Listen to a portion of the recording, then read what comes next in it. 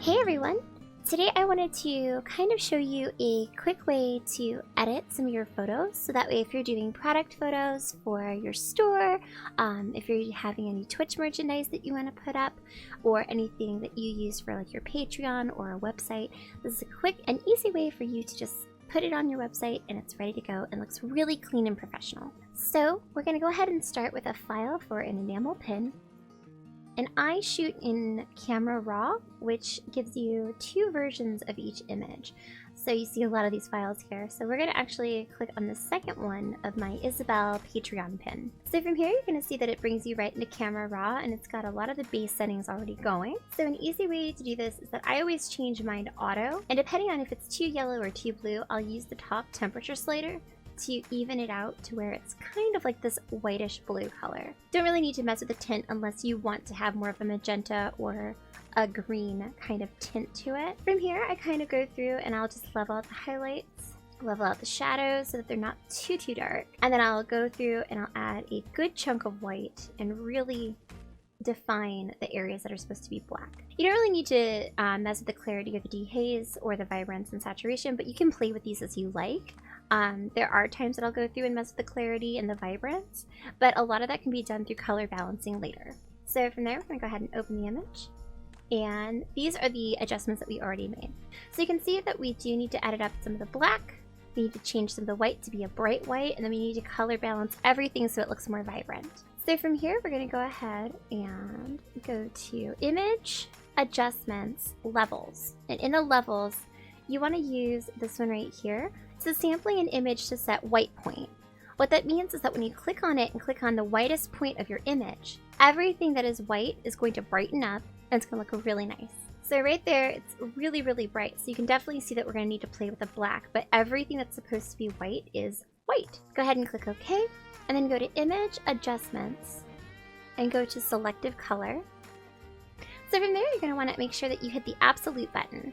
That means that all of the absolute colors within these ranges are going to be selected, so that way you can slide them to make them more vibrant, add color, take away color, etc. We're going to go ahead and start with the yellow because she is extremely hot with that yellow. So we're actually going to lower some of the black. And you can see that there's actually two tones of yellow here.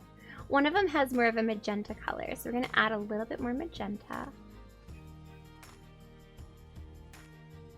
And then we're going to hit OK. We're going to go right back to that adjustment mode in yellow, but then we're going to hit relative and go right back to the yellow. That way we can add some magenta to all of the relative yellow colors. I'm going to lower the black a little bit more.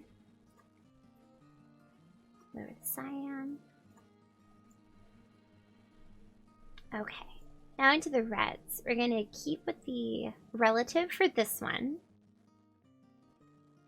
Lower the black, add some magenta, add some yellow to make sure that it stays in the red spectrum and it doesn't change to pink. Then we're going to lighten, or actually we're going to darken the neutrals just a tad. We're going to go back to the blacks, do the same thing. Just a little bit darker. Alright, it's looking pretty good so far. So now we just go on to some of the finer details and color adjustments. So I personally like to use the not the anti-alias, but the contiguous. I'll uncheck the contiguous. I'll do my tolerance at least 20. All right, so we're settling on the 25. And so it's gonna grab as much as possible. You still see that there's a little bit of stuff here, but if you shift click, you can grab more of these colors. And you don't necessarily want these, but what I'm gonna do is I'm gonna actually duplicate that yellow, invert, and we're going to erase any of the little areas that we don't need. Now every single edit is completely different. You never really know what you're going to have to add, subtract, what you're going to have to take away from certain things, what color adjustments and balancing you're going to have to do. But white balance and getting it prepped for merch is pretty much the same. Okay, now that we have that color separated, we're actually going to adjust the hue and add more of the orange to it, because the pin does have more of an orangey color, but it's a little bit lighter. So now we actually have the correct colors of the pin here. Now, I don't mind having some of this be more gray because it does show that it's a metal and that it's shiny. Then you can go ahead and copy it over, and we're gonna shrink it down to fit properly. And from there, you just do very tiny erase marks to make sure that things don't look too messy.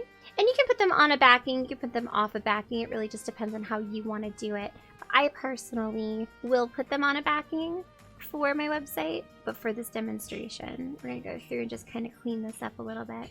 We're gonna add less hardness here and get that cleaned up here. So you still see that shadow, so it still looks like a three-dimensional piece. Sometimes I'll go through and I'll add a little bit of sharpness, depending on what we have going on here. Just really makes it pop. And then you can also grab your burn tool, and you can use that to kind of darken some of the metal in these areas, give it a little bit more shadow and oomph. And that's it. Very simple, very quick way to edit your photos for merchandise. I hope that you learned a little bit today, and remember, if you have any questions or if you'd like to see other tutorials, be sure to leave a comment below and I will get back with you. I'd love to hear kind of like what you guys want to learn from me. So be sure to also hit that subscribe button, and I'll see you in the next video. Bye guys!